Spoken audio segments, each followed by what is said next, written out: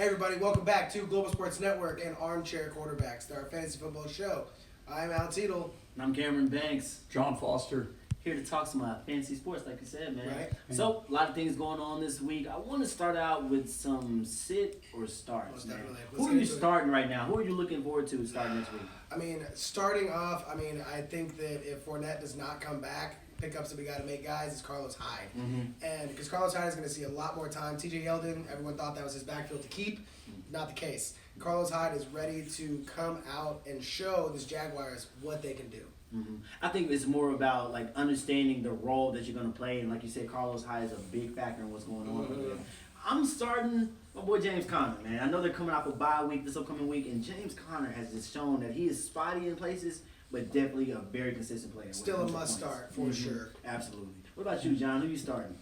Well, I don't know. I need a running back. Help here. We don't running backs. I can't relate. A must add and a must start for you, John, would have to be Latavius Murray in Minnesota. All right. Dude We're is gonna do this deal. We're finally All gonna right, do good. it. Yeah, and Latavius Murray, guys, he had 22.9 points over the weekend, and this is his, I think, second game over 15 points, and he seems legit. That is his backfield now. Yeah, I think it's more of just understanding whose roles and who's playing what, because a lot of injuries have happened this season. Right. And I think the injury bug hit your team pretty hard, didn't it? It did, yeah. Yeah, I'm sorry to hear that, man. Yeah, sure. Especially since I'm getting those wins on them, too. Connolly team whooped my, but they were 0-6 this last. Oh, Now they're God. 1-6. It's not over yet, but Well, I think I have one more game tonight. A lot of people are seeing like different things happening in their leagues. I know I'm in 2 or 3 different leagues, and I'm either losing one week or winning the next week. So it's literally finding out those matchups. Definitely a feast or famine time of the year for Now, sure. both of you guys play one or two other leagues? Yeah. I do. Right now, really? Yeah, just I'm because getting it's just for cheated. the I'm fun only and the one sport of it all. Who you starting at quarterback, Alan? Quarterback still. I think you got your guys you're always going to start. You got your Tom Brady's and all that. But I think Jared Goff is one of those guys that is a must start for sure. And Mitch Trubisky. I think if you're in a deeper league, Mitch Trubisky is that guy who can probably take you all the way. Yeah. He's had multiple games over 200 yards. He's doing touchdowns. Very minimal interceptions. He's the guy to keep. Yeah, well, if you haven't had the best luck in your league of drafting a great quarterback, look at the waiver wire, and I'm picking up Brock Osweiler, man. He's showing That's us. an outside shot. I I'm agree telling you, with man, that. I'm picking up Brock Osweiler. He's Not against the Houston Texans defense. Right. This week, I don't know if it's Brock Osweiler, but if Ryan Tannehill is out, Brock Osweiler would be a great pickup. I feel so strange. I'm going to pick up Kessler, Okay. because I think Bortles is out. Whoa, so you think that For the real? Bortles He played benching a is a lot serious thing? I think so.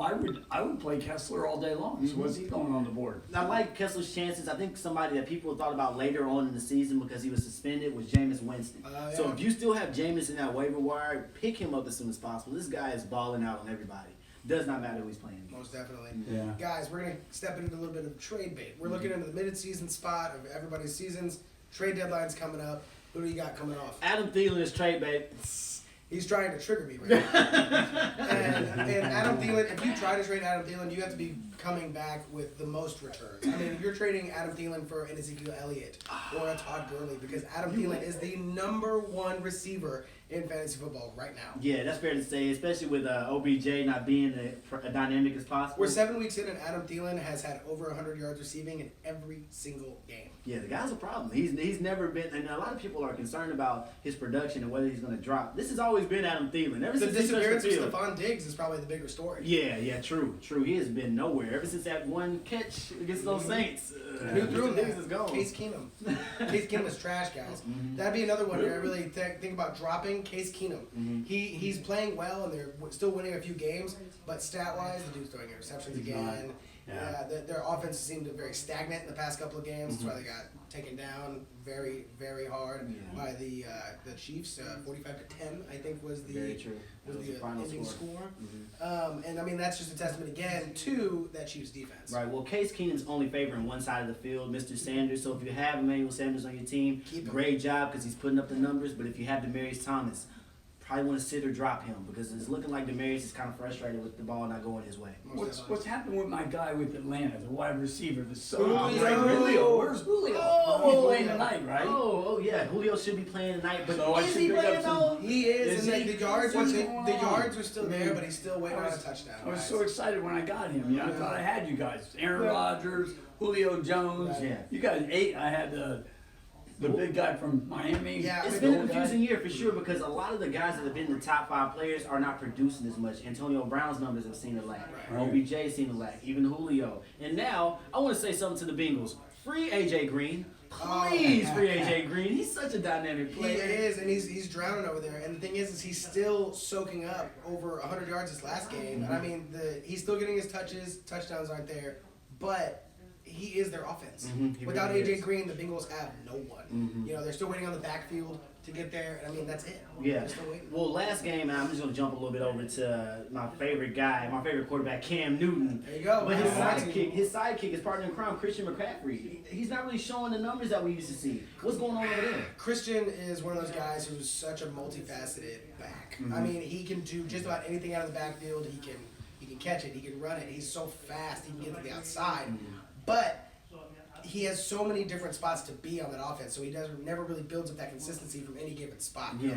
They'll let him out wide a couple of plays, maybe closer to the tight end, a slot receiver way. Yeah. But you know, they throw him in the backfield, and then he's not big enough to run through the tackles every single play. Especially without Greg Olson on that outside to help block.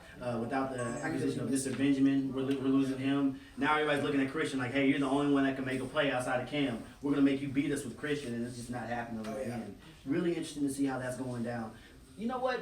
I talked about OBJ a little bit and his decline, but there's another guy on that Giants team that's showing what he can do. Mr. Shepard, man, how do you like his chances? man? Sterling Shepard, I think that if Eli can start distributing the ball the way that he needs to and should be distributing, Sterling Shepard can actually be an asset to I the agree. team. But right now, he's still barely breaking 10 points a game.